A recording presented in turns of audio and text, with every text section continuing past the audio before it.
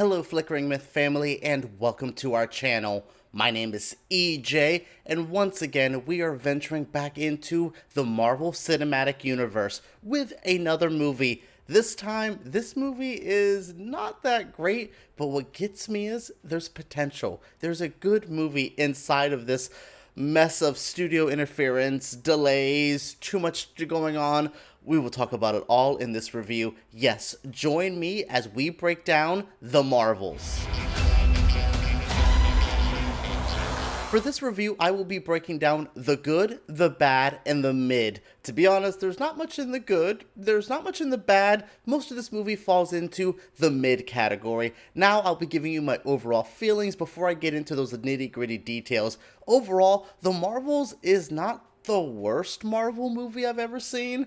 It's not, bad, but it also brings me back to a time in Phase 2 when Marvel's issues were screaming out at us, and a lot of people ignored them. This just screams of the era of MCU that I was not a fan of. I'm talking Thor Dark World, Iron Man 3, Guardians of the Galaxy 1, which is okay, Ant-Man. Like, there's just a lack of oomph to this movie. It really brought me back to those times where I'm like, wow, Marvel's god awful. And then I lessened on my hatred towards the MCU, and as we're nearing the Endgame stuff, I was really into it. And now post Endgame, we're in the weirdest time. Like, I've loved things like Shang-Chi and the Eternals, and I haven't really loved much else. So what does that say about me? What does that say about this review? We'll be finding out as we go along. But overall, The Marvels is a decently made movie with some okay action scenes, some pretty funny moments. It just lacks any real weight, any importance.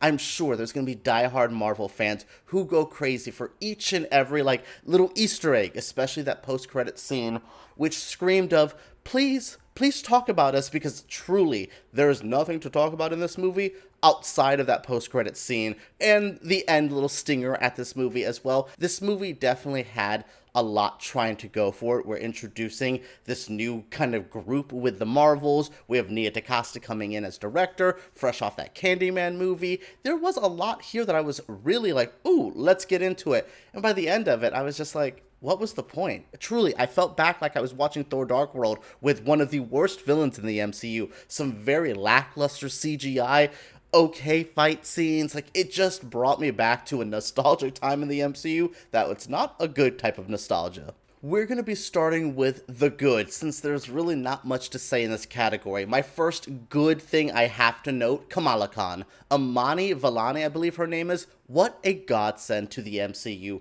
Oh my, she just breathes new life and energy and personality. I don't know what it is about her character, but watching her deal with the more older cast, like, Brie Larson, Teyonah Parris, Sam Jackson, like, our established characters that we kind of know, I was just like, give me more of Kamala. She just has a different vibe, a different idea. She has that fanboy mentality, kind of like what Spider-Man has, the Tom Holland version, but hers is it just feels so organic. It just feels like Imani puts her real life love of the Marvel Universe into this character with Kamala. Just Kamala is so fun. Her family's really refreshing. Just this whole character brings you in. She truly is the glue that keeps all of this together. A lot of, especially with the villain kind of having a bangle that's maybe like her bangle, there's a lot of stuff here that I'm like, she is the central part of this. I don't think, Miss Marvel really needed a sequel series, so I actually do think it was smart to put her sequel, like a follow-up to WandaVision and Captain Marvel's movies, all together. But when you do that, one of them was going to shine, and it's definitely not the other two. Kamala really is the reason to watch this movie. I would not tell anyone to run out to the theaters, watch this on your big IMAX screen. Support female filmmakers, support, movies in general. We always want to see movies do well at the box office, but this is definitely a Disney Plus show. And the only reason I would say that, I would say completely skip it, but it's Kamala. She is truly, her power set, her energy. She gives me hope for a potential Young Avengers if they ever do that. Watching the younger cast, I know there was rumors and rumblings of bringing back RDJ and Chris Evans and all these people, and I'm like, or not, like, build good young actors. Like, we have Tom Holland, we have so many of this younger generation that has a different personality and a different vibe. Let them shine. Also, what shined in this movie very well was the fighting and the powers. Do I love the cinematography of this movie? No, we will talk about that in the bad section. This movie looks ugly. But the powers, goodness, like the whole gimmick of every time they would use one of their light-based powers, they would switch, I thought would get tiresome after the first pretty impressive fight scene. It's that one that's been going around Twitter inside the house and everyone's been making fun of it. Watching it in the movie, I was entertained. It was enjoyable. There was a lot of good stuff you can do. And then, watching them train with their powers, learning how to use it. There was a really good 80s style training montage, getting used to their powers. And then by the time they fought the battle at the end, I was just like, I had more fun in the first fight when you guys weren't using your powers than by now. But overall, I do think the power, since we're getting outside of just robot tech suits or super strong super soldiers, getting to see more stuff like, that's what I like about the Doctor Strange movies, and that's what I like about seeing these characters, with Monica Rambeau having a different power set, with Captain Marvel being the most OP character I've seen. My goodness, every time it's the Superman syndrome where I'm like, girl, you could have ended that fight 2 seconds ago. What are you doing? Like, I just loved watching these powers. And the Kamalas, I know there's been controversy with how they changed it, but I think what her power looks like, especially on a big screen, I was able to see this in IMAX. Disney definitely sent IMAX, gave us free drinks. They were trying to do what they were trying to do to help this movie out. It helped a little bit, I guess. But seeing it on IMAX, seeing Kamala's powers there, it really made it feel like, oh wow, I get it. She is very cinematic. Now let's get to the bad. Okay, so the bad. First and foremost, the VFX and the cinematography. This movie's ugly. Like, it has some of the most beautiful women. I think, like, the actress who plays Imani she's so cute. I think Brie Larson looks amazing. We'll talk about Brie Larson in a moment, but she looks amazing. And Teyonah Parris, just gorgeous. Like, they have such pretty people. Film them better. This looks so flat, generic. It looks like a TV show. It looks like a straight-up sitcom, the way everything's just evenly lit. There's nothing visually appealing. I know y'all can shade the Eternals all y'all want. I think that movie looks good. I think it uses a muted aesthetic to its advantage. This movie just looks bad. Like, there was a couple scenes, like, in different planets that I was like, oh, this is good. And then they went to one planet that was very, like, Bollywood, kind of, they all sang on this planet. Not the worst part of the movie. I know people were getting ready to hate on it. I actually thought it was kind of funny, wanted to spend more time there. I was like, oh, this looks good. It felt like a set. It felt real. Then all the cinematography, the way the camera movement, and it goes down to, again, camera placement, camera movement, shot composition. All of those are just so cut, cut from the same cloth, paint by numbers, so generic, so bland visuals, and it just really needed stuff. And again, I like the way the powers look. Sometimes, though, it just looks weird. Especially the villains' powers, when the villain starts trying to get stuff, they try to do slow-mo, and I'm like, oh no, people are looking rubbery, people are looking fake. It's not as bad as, like, Matrix 2 rubbery people, but it's there. Also, I will say on the bad category, anytime anyone had an emotion that wasn't funny, get out of this movie. This movie actually is funny. I find the MCU painfully unfunny. I don't think a Marvel movie has actually made me, like, laugh out loud ever.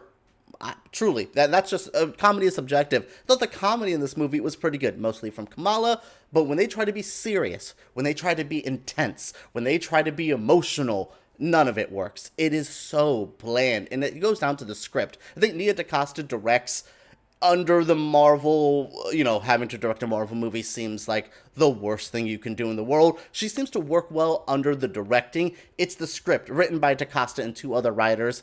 It needed some polish. The emotions, the emotional weight, the way the actors deliver these lines. I was like, ooh, let's do a second or third take. Give me something else. Give me a variety. Give me something. It just lacked the emotional core that this movie desperately needed. I almost forgot to include this in my bad section because it's so forgettable.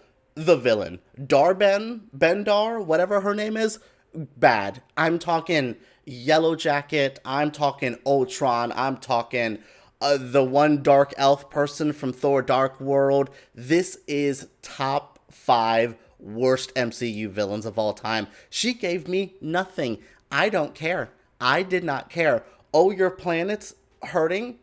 It was one of those Marvel villains that doesn't want to be a villain. I'm trying to do something good for my people. And I'm like, Who cares? Shut up. I hated the villain of this movie so much. Every time we would cut to her, and I'm like, what are we doing? She had this one henchman dude, and I'm like, who are you? Like, they really thought these villains were going to put, themselves into your soul and make you feel something. But my goodness, they were the most lackluster, the most unoriginal, the most bland villains I have seen in a Marvel movie in quite some time. Now, in my meh category, to go through this pretty quickly, Brie Larson, she's better in this movie. She has a lighter energy. She doesn't feel so dour and serious like she did in that first film. I still don't understand why she's here. It feels like Brie Larson is above these kind of movies. I just feel like she doesn't want to be here. She's a good actress. I definitely think Brie Larson has talent. I just don't think, blockbuster mainstream filmmaking is the right avenue for her. Throw her in an A24 movie. Give her like an indie art weird project, something like a Poor Things, something more interesting, something for her to sink her teeth into. She seems bored, but it's not just her. Teyonah Parris and Samuel Jackson, what were you here for? What was going on? Like, one of the Marvels in the Marvels, she feels completely underutilized. Nick Fury feels like a shell of himself. Just there to throw out quips and be the kind of what RDJ used to be. I could not stand Nick Fury in this movie, and it sucks because I love Sam Jackson, and I love Teyonah Parris. I think Monica Rambeau could be a compelling character, but my goodness, if your name's not Kamala Khan, you're boring as hell in this movie. It's kind of sad. It frustrates me. So with like the lackluster Brie Larson-ness, with our supporting cast not being great, it gives you not a lot to really sink your teeth into and to really enjoy. So all of this is happening. I'm like, great. The movie ends. There's a stinger at the end of the movie. Not really a post-credit scene, just kind of the way to end the movie. Thought that was great. Could have ended it there. Then they do a post-credit scene. I'm not going to spoil it, but one of the things in the post-credit scene is horribly CGI'd, and y'all can say y'all are happy that it's back, but if that is what we're getting into, it looks ugly, and I will not let it pass. Sorry, it looks bad. And also, it feels unearned. Feige is getting to play with toys that weren't his toys, that he went to somebody else's house, took their toys, and are like, look how great I am with these toys. No, I don't care. You can keep throwing nostalgia, you can keep throwing things at me. It just doesn't do anything for me. It feels hollow, it feels like cheap nostalgia, and it feels not great. I'm worried about Deadpool 3 now, even more than I was before. Who knows? This post-credit scene, though, is my last meh. It's like, cool, maybe, cool, yay, but also, why? What are we doing? Who is this for? And it looked ugly. Oh, that is it for my meh. That's it for my bad. That's it for my good. Now let's wrap all of this up. Well, that is it for my review of The Marvels. I gave you the good, the bad, and the mid. What can we do with this movie? I don't know. To quote one of my favorite critics on YouTube, Sharonda with the Pay or Wait, I would say this movie is a wait. I want to say support Nia DiCosta. I want to support female directors. Why? Because as soon as they don't do well financially, it's just like, well, let's get back to what we were doing. No. There's great female filmmakers, so I want this movie to do well. I want people to see it. It's not like a complete abomination. It just does not have anything that I would run out to the theaters for. That's kind of the Marvel syndrome now. It all should just be thrown on Disney+. Unless you're doing a big cinematic event, throw these all on Disney. Nobody cares anymore. I don't care. This movie was a struggle to get through in the caring department, but again, all hail Kamala Khan. She is the lifeblood of this movie. What did you guys think of this review? What do you think of this movie? Share your feelings down in the comments below. Give me a thumbs up if you did enjoy it, and make sure you subscribe to Flickering Myth. Alright, let's talk about The Marvels right down below.